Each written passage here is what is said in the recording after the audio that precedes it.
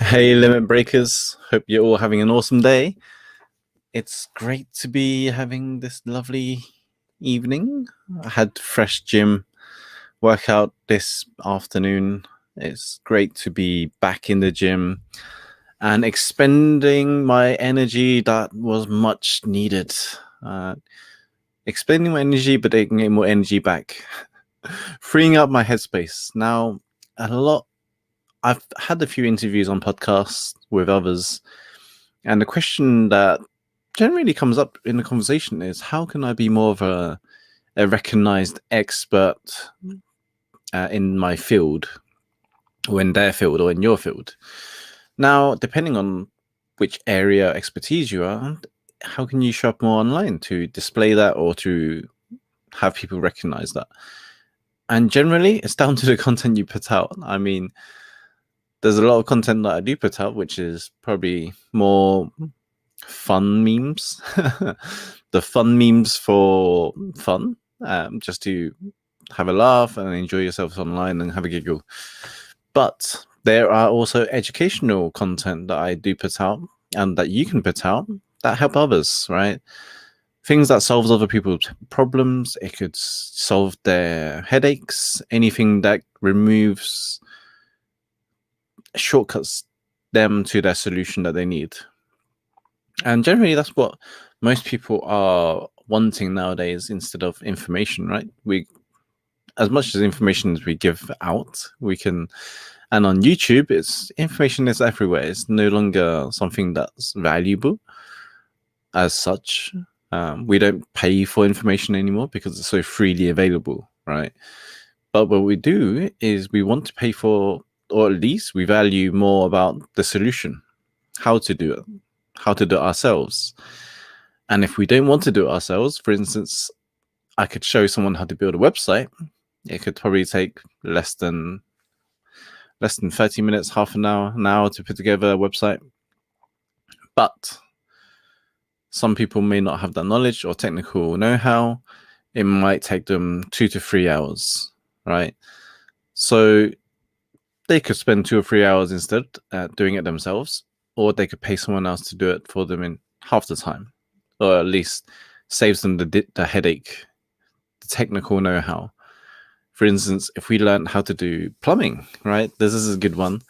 I was looking on YouTube how to switch out the plumbing kit of the toilet or whatever it was that I was sorting out.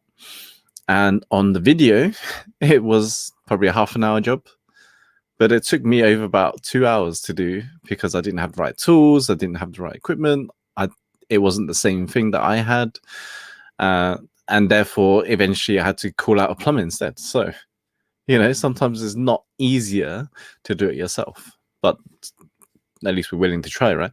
And also, I wasted 2 or 3 hours of my time trying to go back and forth and get things sorted, which I could have used somewhere else.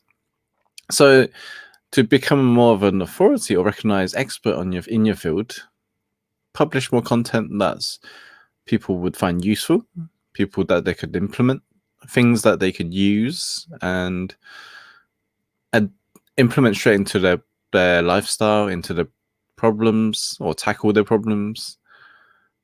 Generally, those are the best ones to be recognized with. The more content you put out to help more people with your solutions, the more you recognize you'll be. But you do need to be more consistent. With the whole online game, you have to show up consistently, you have to post regularly, otherwise you get lost in the algorithm. And that's just the way it is. But it doesn't mean you can't post your content elsewhere. It doesn't mean you can't post your content on things like Reddit, Quora, Medium, any other article hosting spaces, LinkedIn, Facebook, Even video forms like this, for instance. I'm creating a whole bank of videos like this, offering advice and solutions. Eventually, it will be used for Instagram, YouTube, and any other platforms that I'm going to use. Probably my membership site. That's probably going to be in there at some point. And what else did I say in the interview that I had? How-to guides. It was another one. How-to guides, which is similar to how to solve a problem. So guides, PDFs, videos, podcasts, right? That's another one. As of late, more and more podcast is becoming more popular. Audio form content is becoming much more intimate with people. People are more engaged listening to a podcast than they are watching a video sometimes, right? And plus, when people are listening to your podcast or your audio content, they're either on the train, they're traveling, they're doing their laundry, they're cooking, they're in the bath or in the shower, whatever, right? Or they're giving you their time and attention, like focused or dedicated time and attention as well. So audio has become much more content and something that's to be valued as well. What else did I say? Relatable content. So connecting with people that you want to talk to and solve problems with. You know, you always hear people buy from people if they know, like, and love you, or know, like, and trust you, whatever you want to use. I prefer know, like, and love. But things that they can relate to you about, right? If you share common interests, you share common values. I mean, values has been a huge topic that I've always come up with, especially in the whole leadership realm or just with my clients, is your values need to align, definitely to align to work easier together, as well as, you know, as a client and client point of view, but also someone that you enjoy working with, right? You want to have synergy, you want to have that enthusiasm, that passion, that drive that you both share. And those are common things that I would say is quite important in terms of partnerships, especially when you're helping others. That's definitely something that I would value. What else was there? Relatable content, helpful content, educational content. Perceived content, I suppose, is how you position yourself online. That's the next one. Was how are you positioning yourself in terms of becoming a recognized expert? For instance, I've been creating a lot of content. I've been a lot of PDFs, articles, video trainings, tutorials, webinars. I'm doing guest expert presentations in other people's groups. I've been more out there helping others transition their digital leadership. I've been helping people with more strategy. And I suppose the common thing is just helping someone that needs your help. I mean, because I'm in the digital space or the digital marketing space, everyone needs it right now. Everyone would like more of it or more help with it. And so that's how I've been able to provide more of that towards people that would like more help with that. And so in your space, look at your own spaces. Where can I help more people and add more value and help more people? Literally, it comes from the whole, how can I help you more, right? That's the angle that I've always come into what I do, who I am, in my nature. I've always been about helping others. So I suppose that's something you need to look at, is how can you provide more help in your industry, in your service, in your area, and look for those that do need your help or would like more of your help.